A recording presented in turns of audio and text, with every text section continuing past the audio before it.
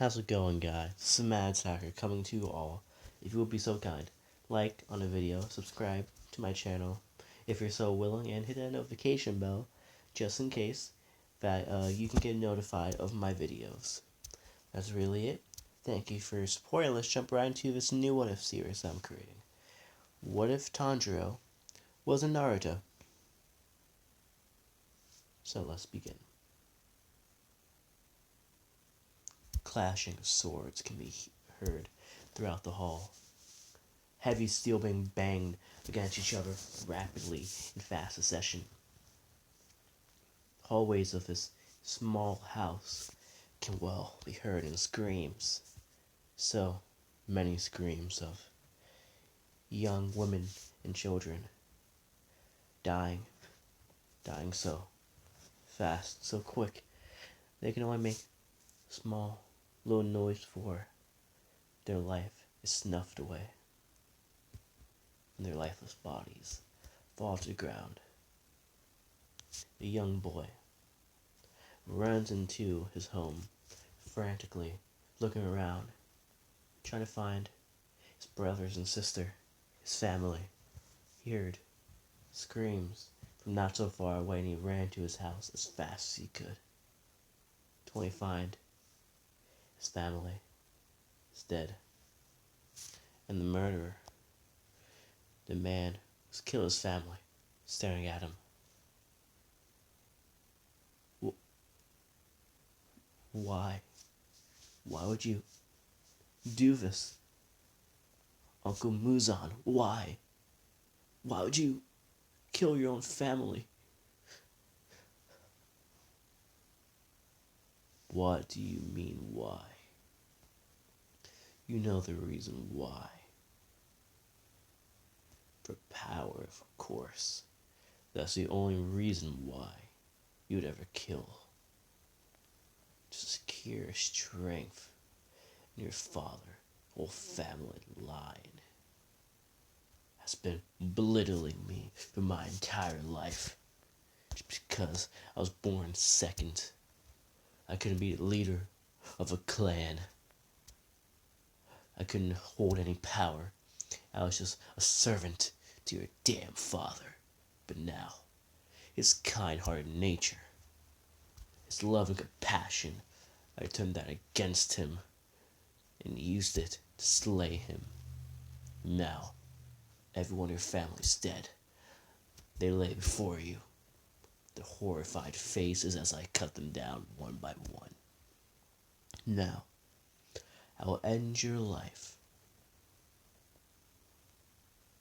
Hope you're ready, Tanjiro, for this horrid dream will never end. Muzan rushes towards Tanjiro. With his sword in hand, he yells out, Form 1. Moonlit slash.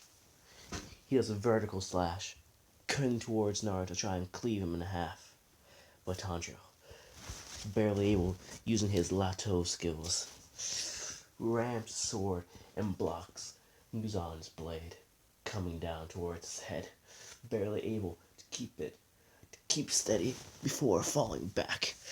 Use all of his strength and pushes back, knocking Muzan slightly a foot back, and causing his sword to dim. No. Tanjiro is panting, realizing, well, there's no chance he's gonna win this. He has to run away. He starts running, then he uses 7 form, water splash, movement. He dashes like a water current, moving rapidly in rapid succession, right, left, and circling, using this increased speed and irregular movement to dodge Muzan's blade, barely able to get out of his own home alive. He runs, never stop. He never stops running away. Keeps on running and running faster, faster, faster. He's trying to run away with tears coming from his eyes. He vows, I I will kill you, Muzan. I will kill you for what you did. And Muzan looks towards Tanjiro, running away. He sheathes his blade and looks at the moon. Full moon. Poor Tanjiro. You should have let me kill you. Because now, this nightmare truly will never end.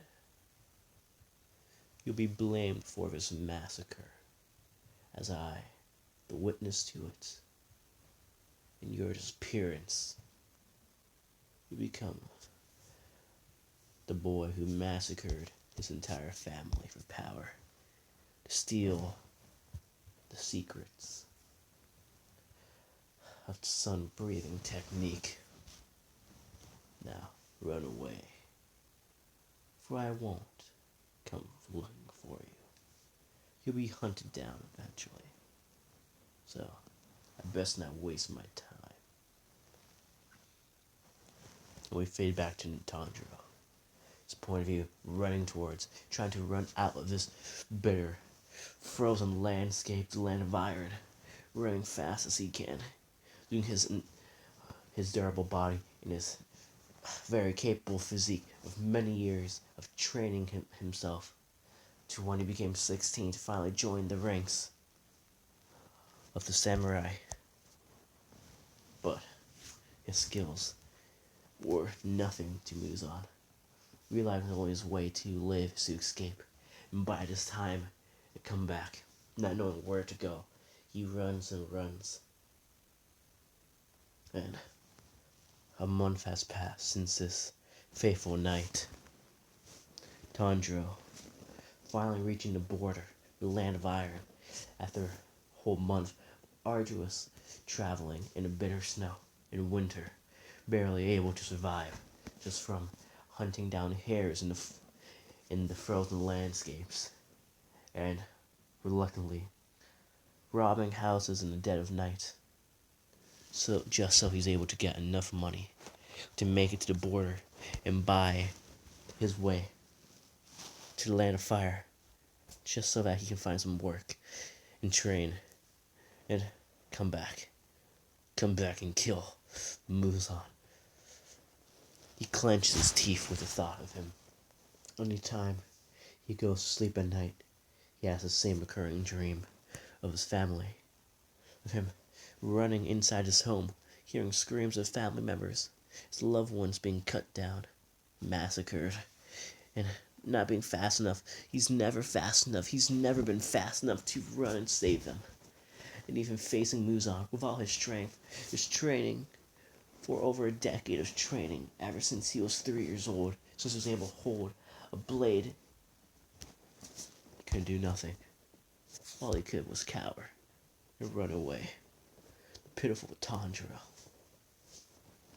the genius of the water-breathing techniques of his clan, of the whole land of iron, one of the geniuses, the prodigals, the future master, supposedly, the water-breathing techniques, couldn't do nothing against Muzan, a man who's had over 30 years to train and has mastered the moonlight techniques that his grandfather taught to Muzan, his own father. Muzan, I'll find you, and I'll kill you. And Tanjiro takes out his katana, looks at the blade, and it's black darkness. He cuts his hand and engraves on his hand the name Muzan, to always remember who he must kill. He would never let the scar fade, reopening it every day, just so that he could remember the man that killed his family. Now, and the week has passed, just making it to the border, wearing his normal kimono, and having a cloak covering his head. He pays the guarding the border, the only entry point into the land of iron, only one area.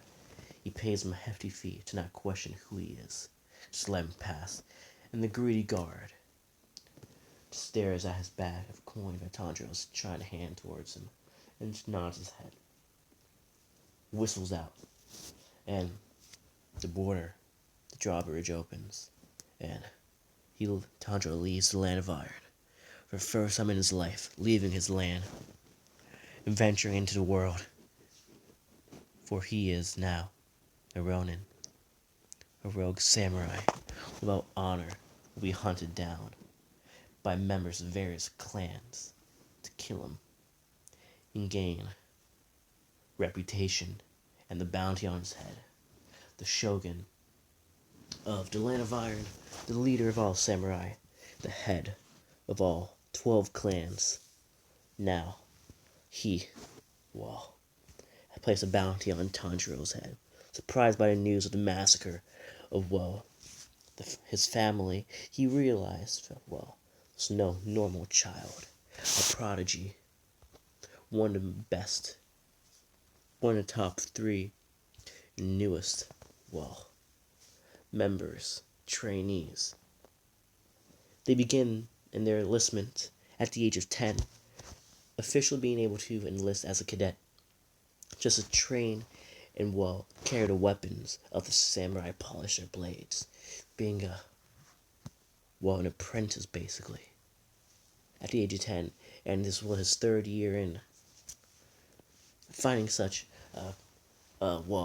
prodigal apprentice was rare, and his mastery of, the 10 forms, the water-breathing techniques that's been passed down for over a millennia.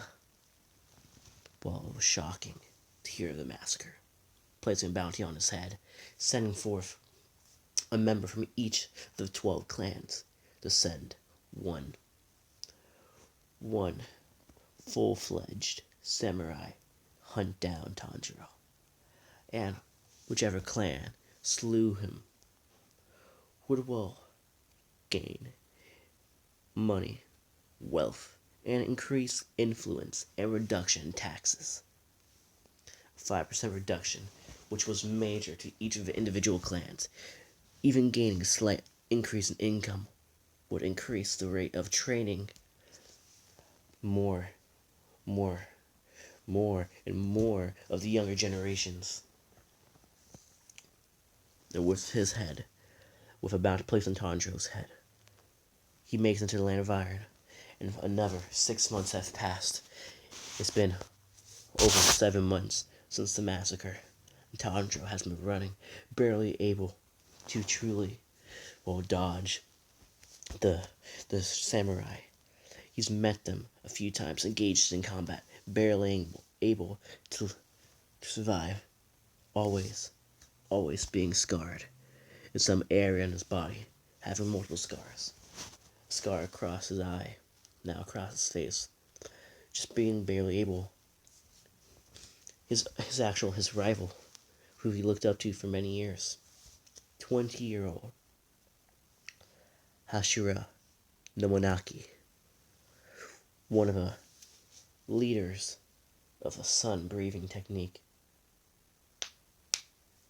A young man who's trained for over, 15 years, and has gained incredible influence, Tanjiro's rival, and the enemy of his own clan, fire-breathing clan, and, the water-breathing clan has always been at odds for over 200 years because of, that's not important at this time. Tanjiro slaps his face, forgetting about all these things, and he's forget about everything else, and just focus on training. Tanjiro realizing that, 7 months pass, and he hasn't gained any amount of strength, anything to fight Muzan with. And realizing this, he realized, he's gonna have to fight all the samurai. It doesn't matter He has to gain strength by in combat and doing odd jobs. Being a mercenary, that's the only way. Gain money and, well, survive. Barely being able to survive just by being a local thug in the land of iron. In a small village he's been, well, encamped in for the past, well, 6 months since entering the land of fire. Well, just living in a village, working as a stable boy, not being able to do any other job. Doesn't have many skills besides warfare.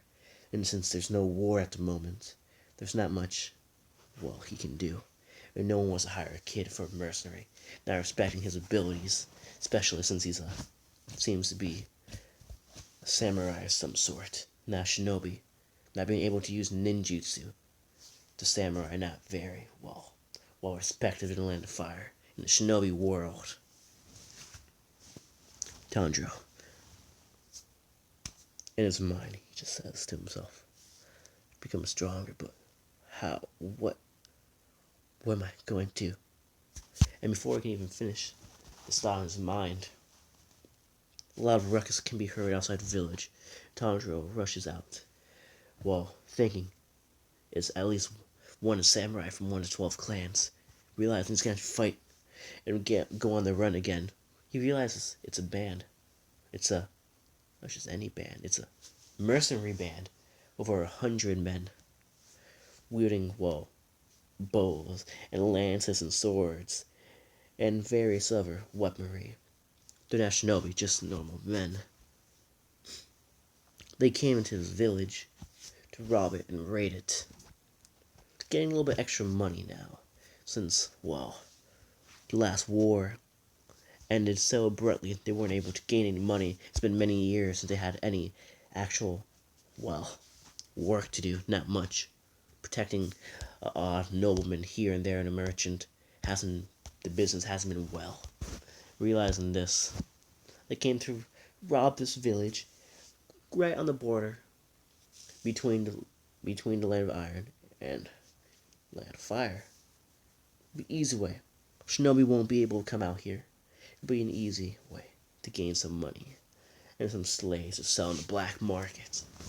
John's looking at these men trying to raid his village. They start,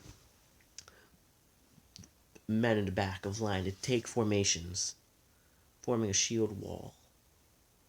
Then archers light their arrows and fire them towards villagers, igniting houses and, while killing some unlucky villagers.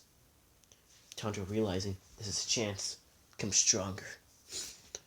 He breathes slowly, opens his eyes, unsheathes his blade, and runs towards the 100 men that are trying to raid this village. Shield wall, not gonna be able to pierce them. Pierce that. So Tanjiro realizes this. He uses his he focuses chakra in his feet, and he leaps towards into the air. He yells out, first form, water surface slice! And he does a horizontal slice, jumping into the men, and cutting off 2 men's head off in one clean motion. At this moment, the men look towards Tanjiro, this young boy, who just killed 2 of their soldiers, 2 of their men. They yell loudly, enraged, and they charge toward this young boy. Tanjiro, jumping backwards, putting chakra in the soles of his feet, leaping backwards, getting out of the shield wall that was created after being behind the enemy and slicing 2 of their heads off, leaping forward to get out of the way. And Tanjiro, then, he realizes that, it's going to be an intense fight, so he has to go all out. He jumps directly into the middle of the fray, dodging blades and getting cut slightly. A few cuts graze his body, barely being able to get inside the crevices of all these men, because of the fact they're so close up together. They must be careful about friendly fire. And realizing this, he gets into the middle of all 100 men, and he yells out, twisting whirlpool, form 4!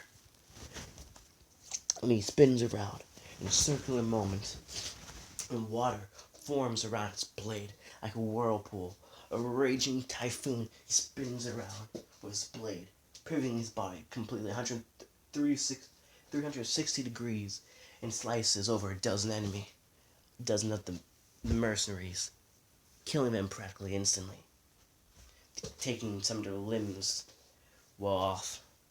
All the men, they begin to scatter, not wanting to fight this boy who killed already 15 of them so easily. Tanjiro, not letting them escape, breathes in slowly, says, Form 10. Dragon of chaining continuous attacks.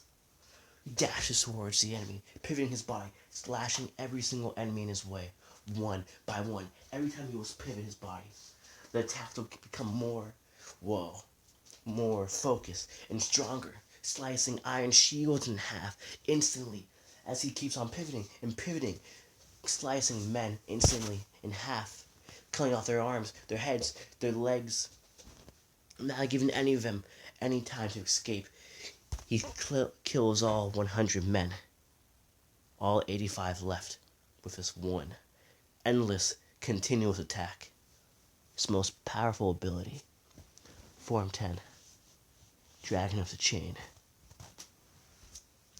The ultimate technique, that's initially trained to any practitioner of the water breathing skills.